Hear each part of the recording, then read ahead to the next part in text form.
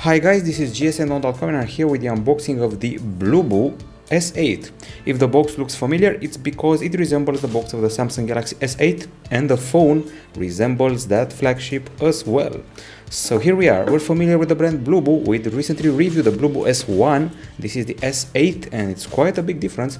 This is supposed to be a sort of flagship, it has a dual camera at the back and a more premium build. At the back side we find an effect that Bluebo compares to a CD, you know, the effect that CD used to make when you put them in your car, in your windshield. Anyways, the Bluebo S8 comes with a pretty impressive screen. As you can see, it's curved slightly on the sides and also gently on the corners, and it has a pretty impressive screen to body ratio of 83%. You can find it on banggood.com for $179.99, so basically $180 for this phone. It's made of glass and metal, actually a pretty sturdy metal frame, and it's not any metal, it's zinc and titanium alloy apparently. This is an unboxing, so let's see what's inside the box. More boxes. So here we have the following.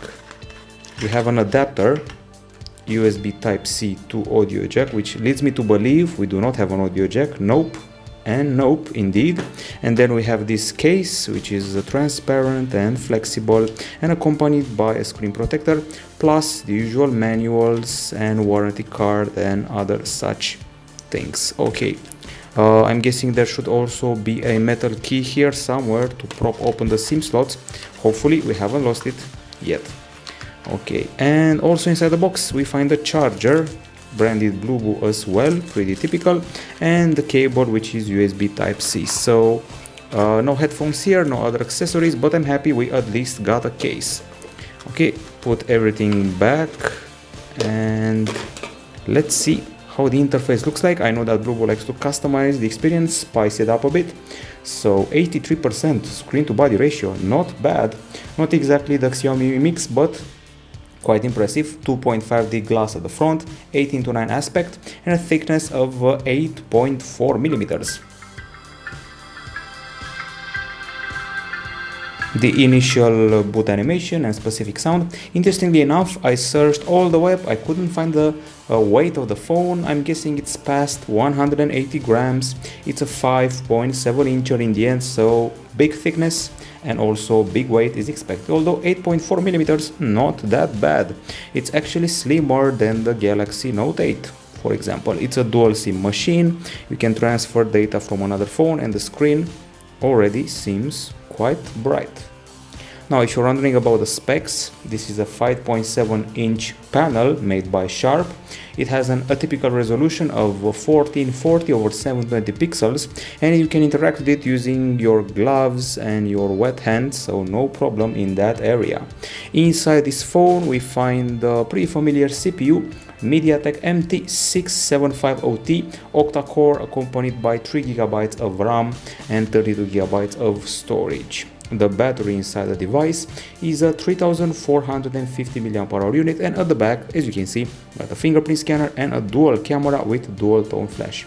Now the dual camera involves a 13 megapixel and a 3 megapixel sensor, like we saw on the Bluebo S1, by the way, and at the front there is a 5 megapixel shooter and a very small earpiece here. From what I know, Bluebo calls this experience on top of Android Nougat 360 OS. Looking forward to test it. It seems to be a bit different from what we saw on the Bluebo S1. Looks different, possibly has different features, we'll see. Now, the 30 megapixel camera I mentioned before is able to do interpolation, and it's able to capture 16 megapixel shots. The camera UI looks like this, pretty minimalistic. We got your video, photo, beauty, something called Face Cute with these little masks, bokeh effects, and that's about it. Plus the usual extra options we got here on the side. We got HDR and a few more: watermark, panorama, beauty video, and time-lapse. And some extras here like resolution, capture smiles, and even bitrate, which is interesting to see on such an affordable device. So once again, Bluebo S8.